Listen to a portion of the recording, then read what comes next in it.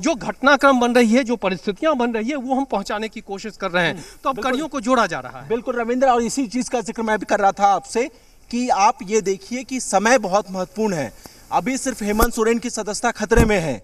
चुनाव आयोग में अभी इस पर मुहर नहीं लगी है। गवर्नर के द्वारा अपना मंतव्य नहीं भेजा गया है सोर्सेस के हवाले से।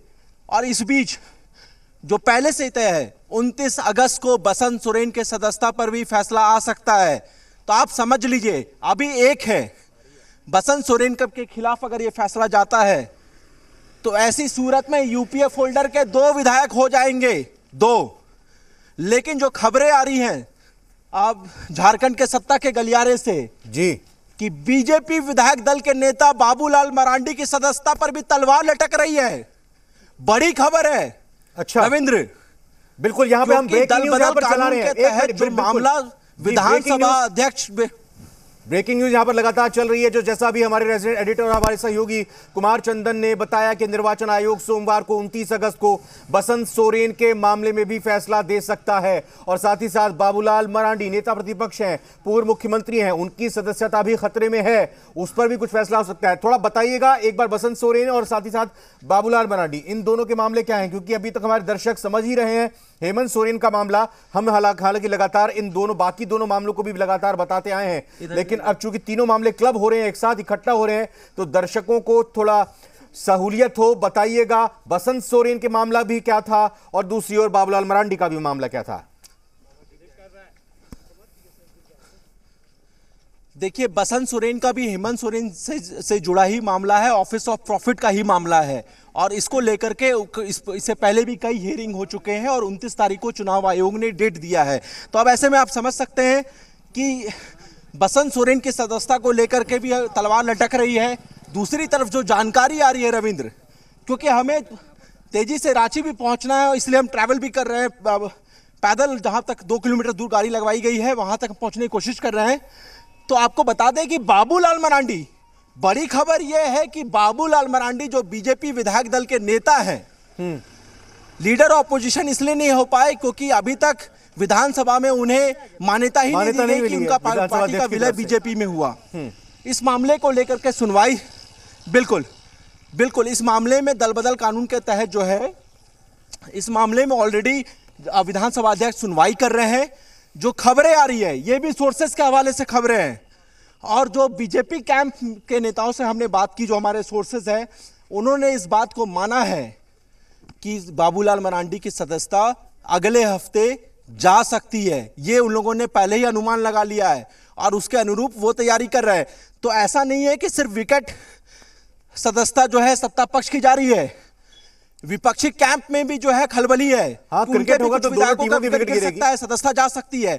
दूसरा नाम है इसमें रविंद्र, बिल्कुल जैसे हम कहते हैं कि चेस बोर्ड में आप देखते हैं कि कोई महत्वपूर्ण, जब हम कह सकते हैं कि चेस का कोई गोटी जो है, या हम कह सकते हैं कि बोर्ड में जो है वो जब मरता है तो उसके बाद देखते हैं कई बार होता है कि गेम को पूरी तरह से खत्म करने के लिए बहुत तेजी से एक दूसरे की गोटियां काटी जाती है। अब उस तरह की शाह और मात की जो है परिस्थिति झारखंड में बनती हुई नजर आ रही है।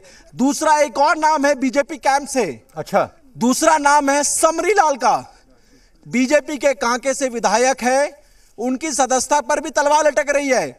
उनका विषय यह है कि फर्जी सर्टिफिकेट, क्योंकि एससी सीट है, कांके से एससी सीट है, उन पर आरोप है कि उन्होंने फर्जी तरीके से जातीय प्रमाण पत्र बनाया और उस पर जो जांच हुई, जो कमेटी की जो जांच हुई, उसमें यह पाया गया कि उनकी जो है जो कास्ट सर्टिफिकेट है वो फर्जी है। बिल्कुल, वो कास्ट सर्टिफिकेट फर्जी बताया गया और उनके जाति प्रमाण पत्र जो दिए थे वो खारिज किया गया है। और ऐसे में उनकी सदस्यता पे सवाल उठ रहे हैं।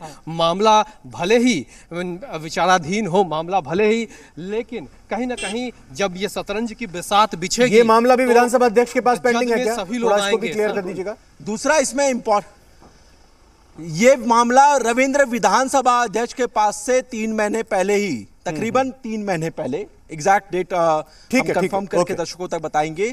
ये मामला पहले ही विधानसभा अध्यक्ष ने राजभवन के पास, यानी राज्यपाल के पास भेज दिया था अपने अनुशंसा के साथ। विधानसभा अध्यक्ष ने जो कमेटी की रिपोर्ट थी उसके साथ। हाँ। इस मामले में भी सत्ता पक्ष का यह कहना है कि आखिर कब तक राज्यपाल इस मामले पर जो है अपना मंतव्य नहीं दे पाएंगे और इसको लेकर के संवैधानिक पहलुओं पर जो है विचार किया जा रहा है। तो कहा जा सकता है कि इस पूरे प्रकरण में इस पूरे प्रकरण में रविंद्र, दो नाम जो है बीजेपी कैंप से हैं, दो नाम यूपीए फोल्डर से हैं। यानी कि यूपीए फोल्डर ऐसा नहीं है कि सिर्फ अपने वोट की तैयारी कर रहा है, बल्कि वो विपक्ष कैंप के वोटों की गिनती कम हो इसकी भी तैयारी हो रही है। अंदर खाने से खबरें आ रही हैं।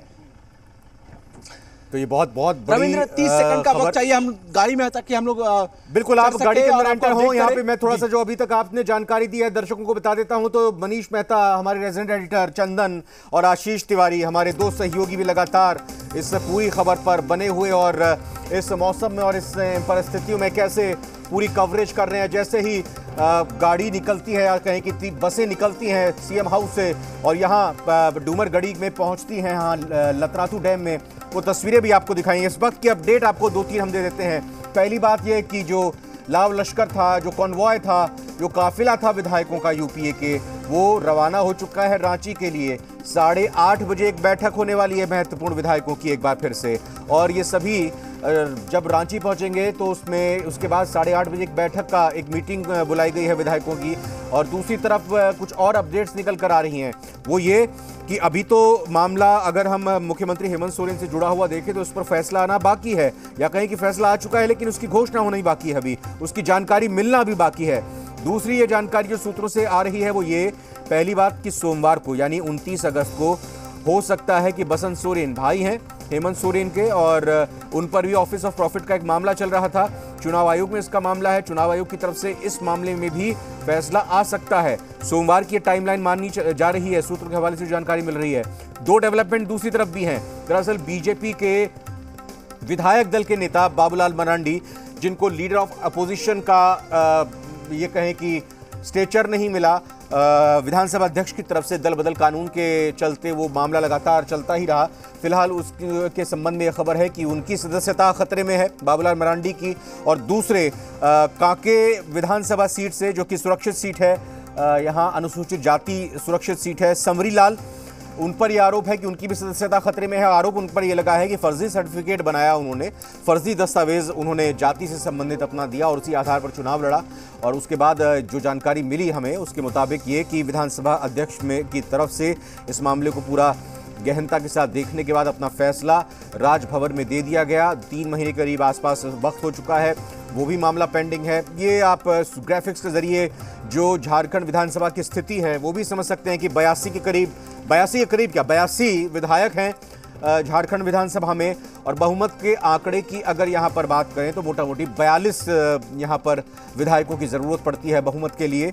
और उस लिहाज से अगर हम सबसे बड़े राजनीतिक दल की बात करें तो जेएमएम 30 विधायकों के साथ सबसे बड़ा राजनीतिक दल है। कांग्रेस के 18 हैं, इनमें से माइनस हमको 3 करना होगा, क्योंकि 3 विधायक वो विधायक जो पिछले दिनों कोलकाता में भारी मात्रा में कैश के साथ पकड़े गए थे, फिलहाल उनका भी मामला एक अलग तरह से चल रहा है।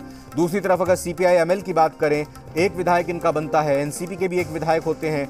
तो कुल मिलाकर ये संख्या जो है, अगर हम 30, 18, 1 और 1 अगर इनको जोड़ लेते हैं तो 50 की ये संख्या आती है।